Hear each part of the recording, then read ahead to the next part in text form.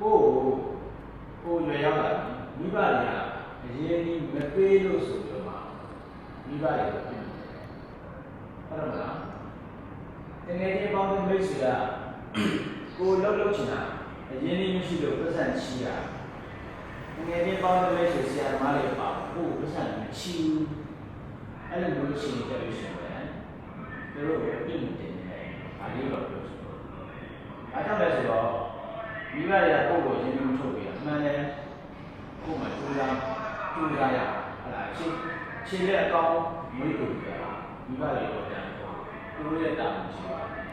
အဲ့တော့အရင်ဒီကိုလိုချင်တဲ့ရင်းနှီးကိုကိုယ့်ကိုရအောင်ရှာပါလို့ပြောချင်တယ်ဆရာသမားတွေရောအကောင်းဆုံးမရှိပြီးတော့ဘယ်သူမှအားမကိုးဘူးသူများအားကိုးရဲ့ကိုယ့်ရဲ့အားကိုပြိုးဒါလေးမှတ်နော်သူများအားကိုယ့်အားပြိုးတယ်အဲ့တော့ဘယ်သူမှအားမကိုးနဲ့ကိုယ့်လက်ကိုချီကိုယ်ကိုယ်ကိုရှိတယ်ကိုလိုချင်တဲ့ဒီမှတ်ချက်ပိုင်းနဲ့ရအောင်ရှောင်နေရတယ်တော့ကိုကဒါလေးတော့